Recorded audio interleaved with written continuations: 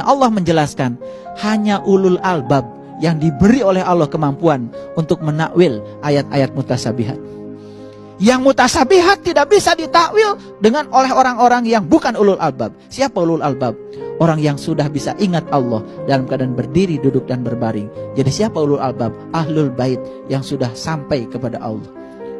Sampai kepada Allah di mana? Bukan titik. Karena sampai kepada Allah bukan titik. Karena Allah tanpa batas. Makanya jangan sombong lalu mengatakan saya sudah sampai pada Allah. Karena kata sampai berarti membatasi Allah. Allah yang tak terbatas tidak mungkin dikenali dengan cara yang terbatas. Dan untuk mengenali dia tanpa batas, maka kita diberi kesempatan oleh Allah pun tanpa batas. Jadi yang kedua, yang menghambat Allah hadir ke dalam diri seseorang, dia sering membaca Al-Quran tapi tidak paham.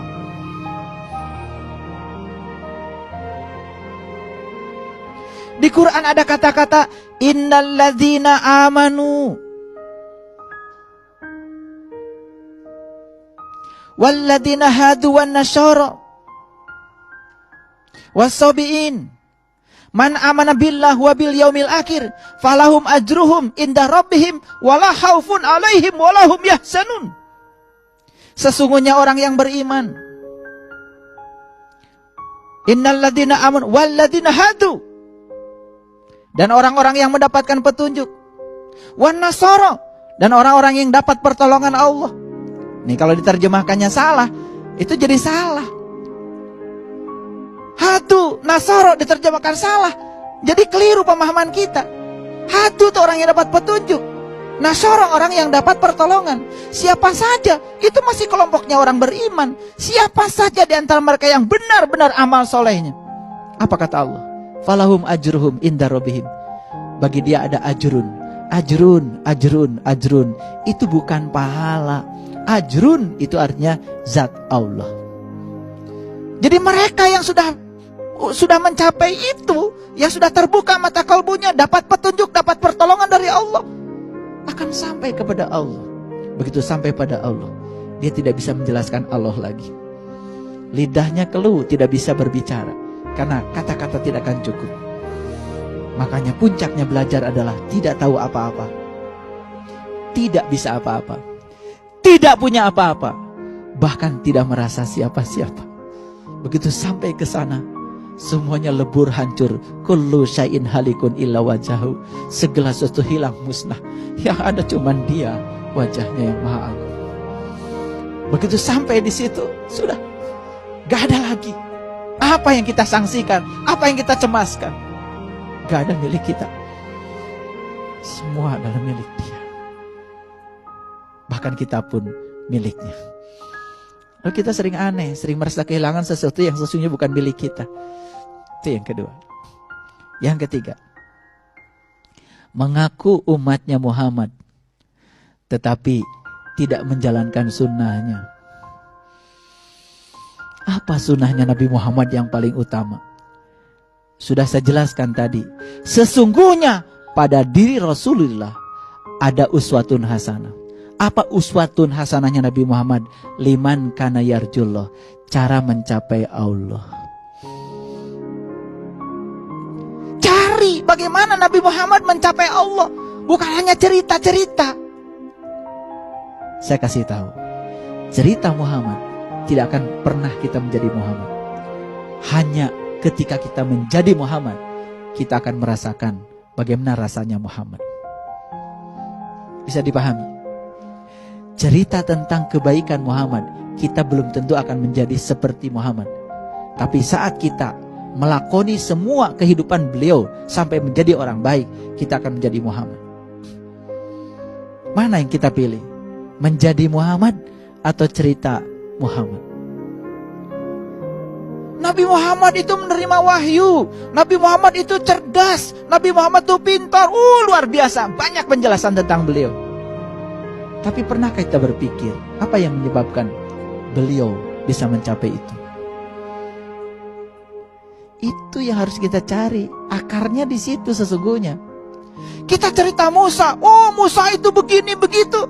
Tapi pernah nggak kita lihat bagaimana Musa menjadi seperti dirinya sendiri? Bagaimana Ibrahim menjadi seperti dirinya sendiri? tugas kita itu sebetulnya adalah menanyakan metode dan cara apa yang menyebabkan mereka mencapai itu. Bukan kita cerita-cerita yang sudah dicapai oleh mereka. Coba kalau kita tanya, Nabi Musa itu siapa? Oh langsung, Nabi Musa itu Rasul yang bisa bercakap-cakap dengan Allah. Nabi Musa itu adalah mutakalliman. Pernah gak kita bertanya, kenapa Nabi Musa itu bisa bercakap-cakap dengan Allah? Apakah Allah ngasih begitu saja sama Musa? Atau karena ada keistimewaan yang dilakukan Musa sehingga Allah ngasih kemampuan itu? Nabi Sulaiman itu katanya bisa bercakap-cakap dengan semua hewan yang ada di semesta ini. Pernah kita bertanya, cakap-cakapnya seperti apa? Bahasanya seperti apa? Pemahamannya seperti apa? Dan mengapa seorang Sulaiman bisa memiliki kemampuan itu? Apa diturunkan langsung oleh Allah? Lalu kalau Allah menurunkan kemampuan itu pada Sulaiman, pernah iri nggak sama Sulaiman? Kenapa saya tidak dikasih? Kalau Musa itu bisa bercakap-cakap dengan Allah, pernah nggak kita iri? Kenapa kita nggak bisa cakap-cakap? Itu karena kita terlalu puas berbicara tentang kebaikan mereka, tidak pernah menelusuri hal apa yang menyebabkan mereka mencapai itu. Sederhana saja. Oh, Nabi Muhammad itu ternyata orang yang paling kuat mentalnya. Kan gitu. Kita telusuri, apa sih yang menyebabkan Nabi Muhammad kuat?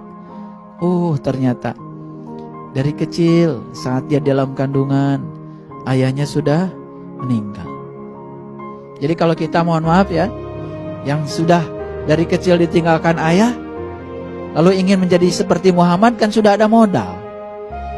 Lumayan, mirip-mirip. Nabi Muhammad kan ayahnya sudah tidak ada saat beliau dalam perut. Alhamdulillah saya juga sudah tidak ada saat saya lahir ke alam dunia. Kan lumayan, udah punya potensi sedikit ngikutin Nabi Muhammad. Tinggal dibaca, kenapa ayah saya sudah tidak ada saat lahir ke dunia. Bukan diratapi, Tuhan, kenapa teman saya kok ayah-ayahnya masih ada, sampai besar pun ayahnya masih ada, tapi ayah saya bahkan ketemu dengan ayah saya pun tidak ada. Wah, malah protes sama Tuhan, berontak sama Tuhan. Bukan membaca apa tujuan kehadiran itu, tapi begitu lihat Muhammad, seorang Muhammad mungkin tidak pernah berbicara, Tuhan kenapa begini, tapi pesan apa yang hendak engkau sampaikan padaku Tuhan. Lalu karena paham pesan Tuhan, memahami, tidak pernah protes. Berikutnya apa? Berikutnya dijalani saja. Karena satu-satunya cara untuk menghadapi kehidupan yang paling jitu adalah menjalaninya. Sekarang saya tanya, kenapa Nabi Muhammad hebat? Dari kecil gak ada ayahnya. Begitu lahir ke alam dunia, ibunya pun kemudian pergi, dititipkan sama orang kampung. Sulit. Musibah itu apa berkah? Ya Allah. Itulah cara Allah menguatkan Muhammad. Setelah cukup kuat lalu diberi tugas yang luar biasa oleh Allah. Kenapa beliau dikasih tugas yang berat? Disiapkan dari sejak awal. Jadi kalian harus percaya deh, kalau Allah ngasih sesuatu sama kita, pasti Allah ngasih fasilitas dan membantu kita untuk menyiapkan melewati semuanya.